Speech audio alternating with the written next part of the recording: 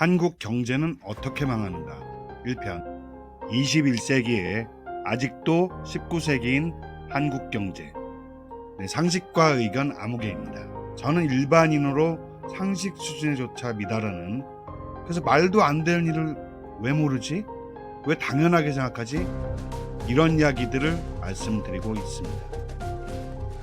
대한민국은 급격한 산업화로 인해 기업들이 아직도 봉건 농노 시대의 고정관념을 가지고 있는데, 문제는 이게 산업 구조에까지 뿌리 깊게 지배를 하고 있는 것입니다. 현대도 아닌 근대 자본주의 시장 경제조차 안 되는 그런 봉건 시대의 개념과 산업 구조, 봉건 시대 지주와 소장농과 같은 하도급 관계, 주인마님과 노비와 같은 노사관계, 양반 귀족과 평민 천민과 같은 경제사회 구조, 이런 문명과 계몽시대 이전의 전근대적인 약육강식의 야만적인 자본주의 시장 질서에 정면으로 반하는 이런 반자본주의적 실태. 그럴 리가. 그냥 생각이나 문화일 뿐이야. 그게 무슨 경제를 흔든다고. 글쎄 과연 그런지 한번 살펴보겠습니다. 미국과 유럽 국가의 입장에서 충분히 상식적으로 이런 생각을 할 수 있다고 생각합니다. 한국 너네 세계 10위권이라며 이탈리아 스페인보다 위라고? 그래? 그럼 그걸 유지라도 하고 싶으면 봉건 시대나 절대 귀족 시대나 초기 자본주의 시대, 그 자본의 그 자유가 넘쳐서 방종하던 그런 원시적인 수준이면 안 되겠지? 그러니 제대로 된 현대 자본주의 시장 경제 질서를 따라야지 이제. 또는 한국이 뭐 글로벌 기업이 있다고? 사기꾼일 뿐이야. 한국의 기업들은 오래전 원조경제 시대부터 지금까지 정부와 사법기관으로부터 많은 특혜를 받아왔어. 이제는 우리 미국이나 유럽 기업들처럼 동등한 의무와 책임을 지고 공정한 경쟁을 하라고. 이것도 못하면서 이런 기본 경쟁력도 없으면서 무슨 글로벌 기업이라고 돼지목에 진주목걸이지. 너네 자꾸 정상적인 우리 기업들 위협하는데 이제는 이거 안 하면 너네 죽일 거야. 네, 물론 미국과 유럽 기업도 자국 내에서는 천국과 같은 플랫폼 경제를 구현하라고 하고 있지만, 세계적으로는 동남아시아와 아프리카 등지에서 착취를 통해 이것이 가능하게 하는 것이 현실입니다. 플랫폼 경제. 어쩌면 한국 경제의 생사 여탈이 달려있는, 이것을 다음 편 영상에서 말씀드리려고 합니다. 아무튼 미국, 유럽 선진국들도 자국 내에서는 민주주의와 인권을 추구하지만 세계에서는 문명 이전의 그 자연이나 우주의 섭리를 따르는 생존을 위한 본능적 야생적 상태, 그거보다도 못한 욕심을 더해서 야만적 상태인 것이 현실입니다. 그럼 이런 약육강식 속에서 미국, 유럽 선진국들이 한국 기업들은 자국 기업과 다른 특혜를 받는다고 지적하면서 한국 기업을 퇴출시키려고 하는 것은 뭐 당연한 일이죠. 더구나 그들이 우리에겐 꿈같은 이야기인 노동, 환경, 인권 등 인류 보편적 기본가치와 현대 자본주의 시장경제 기본 질서를 준수하라는 것으로 공격하면 미국, 유럽의 소비자들과 시장에서 충분히 이런 기본도 못하는 나쁜 기업 이렇게 외면받고 시장 경쟁에서 밀려서 퇴출될 수 있습니다. 예전 미국의 슈퍼 301조와 최근의 관세, 배터리 반도체 관련 보호무역 법안, 이런 거면 외교적으로 완화시킬 수도 있겠죠.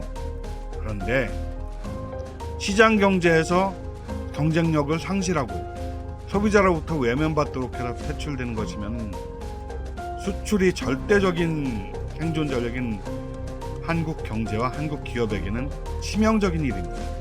30여 년 전에 신자유주의 세계의 무한 경쟁의 흐름 속에서 글로벌 스탠다드를 겉껍데기만 갖추려고 했던 뱁새가 황새 따라가다 생긴 일, IMF죠.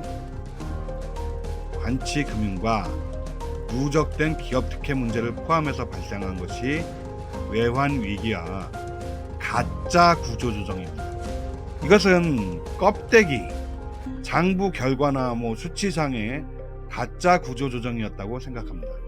이것을 위해서 전국민 88% 정도의 생계와 직결된 중소기업과 국민적 희생이 있었습니다. 겉으로 보이는 수치와 말단에 드러나 보이는 제도들 중에 일부만 몇 개만 이제 맞춘 게 현재의 한국 경제라고 생각합니다. 이런 껍데기만 21세기, 속은 썩어 문드러진 전근대 봉건 경제인 한국에게 미국과 유럽은 근본적 구조개혁을 해서 미국과 유럽 기준에 맞추라고 합니다. 2019년 삼성전자는 ILO 규약을 지키지 않는 것으로 프랑스 지방법원에 기소돼서 프랑스에서 판결을 받았습니다. 2년간의 소송 끝에 기각되었지만 이런 게 한국에서는 기소도 안 되는 사안이었습니다. 이런 엄청난 차이가 있는 것이죠. 이유는 한국의 ILO 핵심 협약을 모두 비준하도록 압박하고 있습니다. 결국 우리나라는 세계 협약을 비준할 수밖에 없었습니다. 불과 6-7년 전만 해도 리백이 클라이밋 그룹이란 일개 시민단체가 내놓은 환경적 이상론이라고 먼 일이라고 생각했지만 미국과 유럽에서 자국 기업 보호를 위해서 이것을 활용하면서 한국 기업들한테는 현실에 직면한 상황이 됐습니다. 지금 제기되고 있는 이런 것들은 빙산의 일각에 불과합니다. 이런 것들에도 위기를 느끼고 있는 한국 기업들이 앞으로 본격적인 요구와 압박이 들어올 때 과연 버틸 수 있을까? 좀 더 본격적인 진짜 요구는 이런 것이 될 수 있습니다. 미국, 유럽의 기업들처럼 하란 말이야. 이름만 외주 협력업체로 바꾸지 말고 실제로 하도급을 전면 철폐하고 계약법과 계약관계를 전면적으로 새로 해서 갑과 을을 없애고 근본적인 경제구조의 전면적 개혁을 안 하면 너네 퇴출시킬 거야. 미국과 유럽에서는 많은 대부분의 계약서에 갑과 을이 없습니다. 모르셨죠? 이럴 때 한국 기업과 경제는 생존할 수 있을까요? 그런데 말입니다. 이 요구는 한국 경제를 망하지 않게 하고 살릴 수 있는 길이기도 합니다. 소득 주도 성장. 여러분은 이 말을 무슨 뜻으로 알고 계신가요? 제 생각엔 아마도 대부분 가짜 소득 주도 성장을 믿고 또는 알고 계신 것 같습니다. 한국에서 입안자인 장하성 전 청와대 실장의 친동생분인 세계적인 경제학자 장하준 교수, 이분 진보적 경제학자입니다. 이분마저도 친형의 이 정책이 말도 안 되는 소리라고 했었습니다. 이 가짜 소득주도 성장을 진짜로 알고 계신 것 같습니다. 진짜 소득주도 성장은요, 이거였습니다. 2016년경에 IMF 아시아 태평양 총괄 국장인 칼파나 코치아를 단장으로 하는 한국 태스크포스 팀이 내한해서 한국 경제에 대한 조사와 심층 진단을 했습니다. 결과는 한국 경제 이대로면 외환 위기가 아니라 국가 부도가 될 수 있다. 멀지 않았다. 하도급 구조를 전면 개혁해서 현재의 하도급 중소기업 및 그 유관기업과 그곳에 다니는 사람들, 그리고 그들이 주 소비층인 소상공인들, 즉 국민의 약 88%에 해당하는 사람들이 소득이 올라가야만 국가 부도를 막고 고갈되는 경제 생태계를 지속 가능하게 바꿀 수 있다. 이것이 한국에서 처음으로 공론화되었던 소득주도 성장입니다. 그 결과로 마지막쯤에 최저임금도 자연스럽게 올라갈 수 있겠죠. 그런데 이것을 완전히 본말을 전도해서 180도 정반대로 진행한 것이 한국에서 지금 시행되었던 소득주도 성장입니다. 가짜 소득주도 성장. 산업구조, 경제구조는 하나도 손을 못 대고 원래 맨 마지막에 자연스러운 결과로 따라와야 하는 최저임금을 제일 먼저 강제로 올리게 되니까 이 좋은 약이 극약이 되고 독이 된 것입니다. 미국, 유럽의 요구는 필연이고 거역할 수 없습니다. 그것이 근데 지금 말씀드린 것처럼 한국 경제가 살 수 있는 길이라면 당연히 따라야 하고 따를 수밖에 없는 겁니다.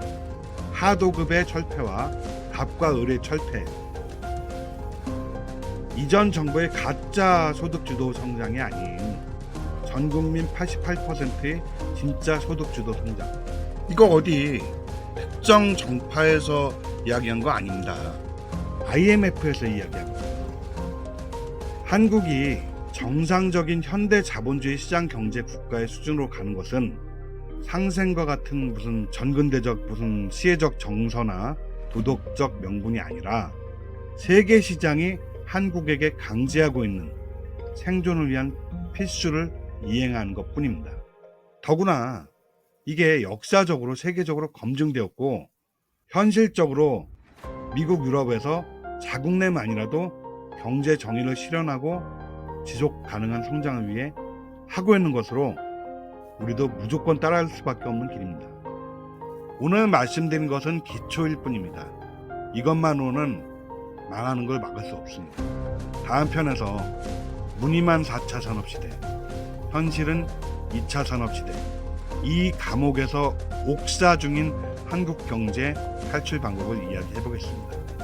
그리고 이어서 그 다음에는 삼성이나 현대 이야기를 해보겠습니다. 구독과 알림 설정을 해두시면 다음 편 영상이 업로드되었을 때 바로 쉽게 보실 수 있습니다. 부족한 영상이지만 괜찮게 봐주셨다면 좋아요 누르시면 감사하겠습니다.